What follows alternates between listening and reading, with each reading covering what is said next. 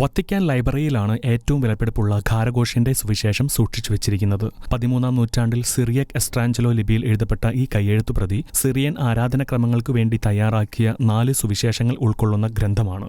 What സിർ 559 എന്ന ക്രമത്തിലാണ് ഈ ഗ്രന്ഥം വത്തിക്കാൻ ലൈബ്രറിയിൽ സൂക്ഷിച്ചു വച്ചിരിക്കുന്നത്. ഘാരഘോഷിലെ ജനങ്ങളാണ് ഈ പുസ്തകം മോഷണത്തിന് ശേഷം കണ്ടെത്തിയത്. ബാഗ്ദദെ അല്ലെങ്കിൽ ഹംദനിയ എന്നും അറിയപ്പെടുന്ന ഈ ഘാരഘോഷ് വടക്കൻ ഇറാഖിലെ ഒരു ചരിത്രപ്രസിദ്ധമായ ക്രിസ്ത്യൻ പട്ടണമാണ്. നിനവേ സമതലത്തിലെ മൊസൂളിനടുത്താണ് ഘാരഘോഷ് പട്ടണം സ്ഥിതി ചെയ്യുന്നത്. രാജ്യത്തെ ഏറ്റവും വലിയ ക്രൈസ്തവ സമൂഹങ്ങളിലൊന്നാണ് ഇവിടെയുള്ളത്. നൂറ്റാണ്ടുകൾ പഴക്കമുള്ളതും ആഴത്തിലുള്ള മതപരവും സാംസ്കാരികവുമായ പൈതൃകം പേർന്നതാണ് ഘാരഘോഷ് പട്ടണം. ഇന്നത്തെ നോർത്തേൺ ഇറാഖിന്റെ പരിധിയിൽപ്പെടുന്ന മൊസൂളിനടുത്ത് സ്ഥിതി ചെയ്തിരുന്ന മാർ മത്തായി ആശ്രമത്തിൽ ജീവിച്ചു വന്നിരുന്ന മുബാറക് ഇബൻ ദാവൂദ് അൽ ബർത്തലി എന്നു പേരുള്ള സന്യാസിയാണ് ഈ ഗ്രന്ഥം രചിച്ചത്. ഗ്രന്ഥത്തിൽ ക്രിസ്തുവിന്റെ പരസ്യ ജീവിതകാലത്തെ അനുസ്മരിക്കുന്ന അത്ഭുതങ്ങളും മറ്റ് സംഭവങ്ങളും രംഗങ്ങളും ചിത്രീകരിച്ചിരിക്കുന്ന മീനിയേച്ചറുകൾ കൊണ്ട് ഇവ അലങ്കരിച്ചിട്ടുണ്ട്.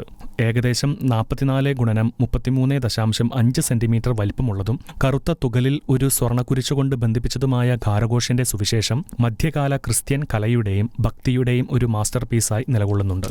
സിറിയക് സഭാപിതാക്കന്മാരിൽ വിദഗ്ധനായ ഫാദർ ബെന്നം സോണിയുടെ അഭിപ്രായത്തിൽ ചരിത്രത്തിലുടനീളം ഈ കയ്യെഴുത്തുപ്രതി ഒന്നിലധികം തവണ മോഷ്ടിക്കപ്പെട്ടിട്ടുണ്ടായിരുന്നു. പക്ഷേ ഘാരഘോഷിലെ വിശ്വാസികളാണ് ഇത് കണ്ടെടുത്തത്. ഒടുവിൽ അവർ ഇത് ഇറാഖിൽ സ്ഥിതി ചെയ്യുന്ന അൽ താഹിറ സിറിയൻ കത്തോലിക്ക ദേവാലയത്തിന് നൽകി. 1937 ബിഷപ്പ് ജോർജ് ദല്ലാൽ ഈ വിലയേറിയ വാല്യം പയസ് 11 പാപ്പയ്ക്ക് സമർപ്പിച്ചു. അദ്ദേഹം അത് സംരക്ഷണത്തിനും പഠനത്തിനുമായി വത്തിക്കാൻ ലൈബ്രറിയെ ഏൽപ്പിക്കുകയാണ് ഉണ്ടായത്. അങ്ങനെയാണ് വത്തിക്കാൻ ലൈബ്രറിയിൽ ഘാരഘോഷിന്റെ സുവിശേഷം വന്നെത്തിയത്.